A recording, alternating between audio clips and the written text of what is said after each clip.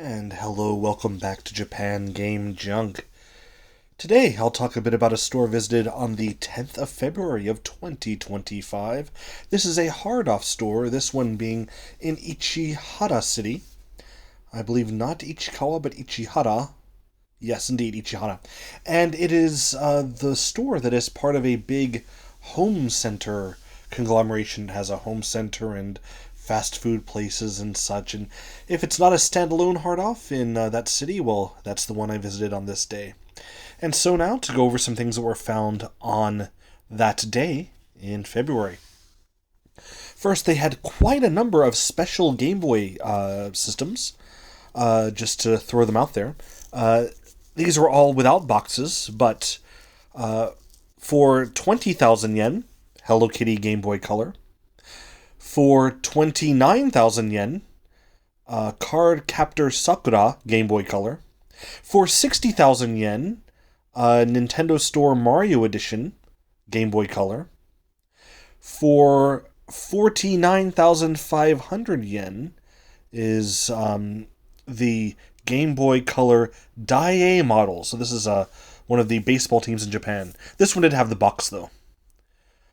For 35,000 yen, there was the Celebi Special Game Boy Advance. I know it's special, but I don't know what that's all about, so I could look it up later. For 90,000 yen, there was the Game Boy Advance SP. Which one is this? It's the name of the game is covered up, but it's a blue system, and it's the special version for something Densetsu. Not Zelda, but a different Densetsu. For 150,000 yen, wow, there was a Game Boy Advance SP. This was the Fushigi Bana version. So that's what's the Squirtle that's evolved? That one. And then the Lizardon was the same price. You could get either the green or the red special edition Game Boy Advance SP that were only sold in the Pokemon store. It's quite a bit there if you want to get some of these rarer ones. And having just one of each makes me think that someone with a big collection just sold them off at this hard-off. Also available, Killing Time, the Japanese version, of course, for 3DO, in great condition, wrapped up for 10,000 yen. Actually, a very good price for this. Usually it's kind of junked up for that. Oh, and I'm sorry, I missed one more Game Boy. A Game Boy Light in box from Tezuka Osamu. So it's from the souvenir shop for that manga artist who made Astro Boy. And yes, the Game Boy Light in box from that, 150,000 yen. Quite a lot. Let's see what else. For, wow, which one is this? Let's see here. For the Famicom, the first Castlevania, Akumajo Dracula, mint in box, it says. It says it has been opened, but mint in box, 70,000 yen. Wowzers. They did have a Nintendo 64 DD for sale.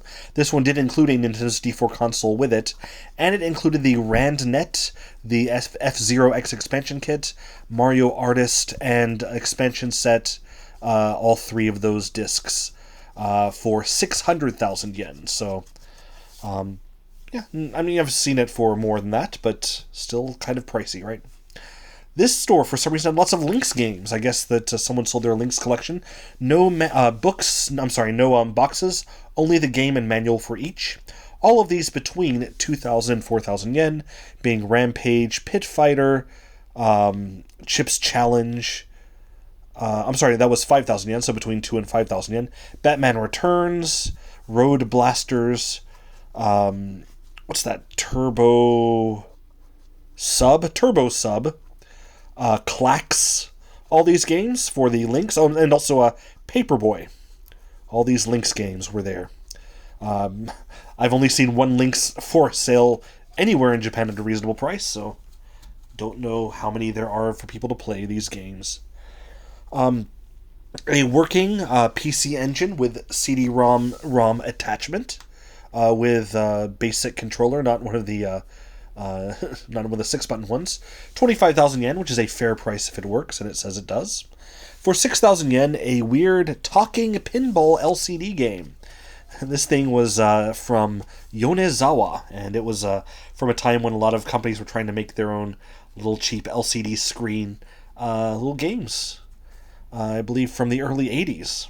It looked kind of interesting for 6,000 yen. Patonk for 3DO, a fun pinball game. I believe it's the first-person pinball game ever made, if others have been made. For 1,000 yen, which is a good price. It includes the Obi strip. Can Can Bunny Extra, an adult content themed game for the Sega Saturn. 1,500 yen. Okay, and then there's the X DataNet Station game controller. So Taito made this kind of weird TV box for, I guess it connected to something to let you play some games. And this is a controller for it.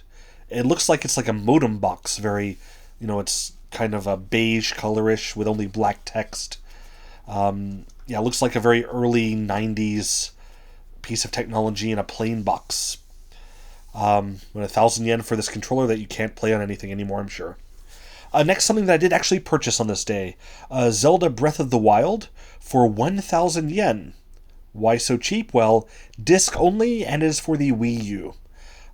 For people who are not aware, there is a bit of difference between the games for Wii U and Switch. Most people say the Switch version is better, but for me, the big thing is that actually I want to use the Amiibo, and it's very easy to use Amiibo with the Wii U.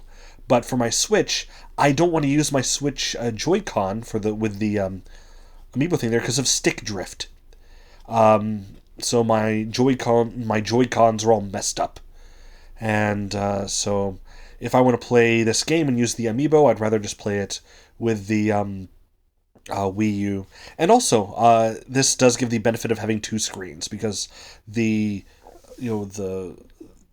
data, your stats and stuff are on your Wii U controller on that screen while you play the main game on the TV. So for my purposes, the Wii U version is better if I want to play it. I did once have the Switch version as well, but I bought it the same day as the Switch when it came out, and I ended up selling it for quite a bit of a profit because the systems and games were both being sold for much higher than the normal price in used shops because because they were all sold out everywhere. So actually, I sold the game for about 1,500 yen more than I paid for it about a week after I got it. Anyway, now I have the one for Wii U instead. A Dreamcast that works was only 3,000 yen. Only the system unit, only the controller. You have to have your own controller and own cables. But if you had a unit that failed, for example, and you wanted to replace it, this is a very good option because they're getting rare to find at this price anymore. Lego City Undercover for Wii U also. I got this one because it was 100 yen. Disc only. They had what I think is one of the best MSX controllers, the Power Pad by Panasonic. It was 5,000 yen in the case, and they also had an MSX mouse, a very clunky, chunky lime green mouse that I'm sure had a ball that would pick up all your dirt and stuff. That was 4,000 yen, but I don't have any software that plays a mouse, so I didn't think about getting that. They had a Neo Geo Pocket black and white version for 7,000 yen, and that's one thing that people don't think about is if you can find a Neo Geo Pocket that's not the color version, it's usually cheaper. It is now rarer than the color version, and it still plays all of the color games with better quality, contrast. It's much easier to see those games. Of course, color is nice, but I really recommend a Neo Geo Pocket that's not color for your collection. I think there are a few games, a very small number of games, that don't work on the black and white version, but most of the color games do, in fact, and indeed, you'll find that it's a very pleasant way to play your games, if you get one. But 7,000 yen was actually kind of cheap for that. And with that, I think that's everything I wanted to go over from this store. It was a nice visit, and it was my second time there. I might have even mentioned this before on the channel, but yeah, anyway. If you find yourself in that part of Chiba, I definitely do recommend stopping by here. I found a couple treasures, and you might as well. Thanks so much for listening, and have a wonderful day, and goodbye to you.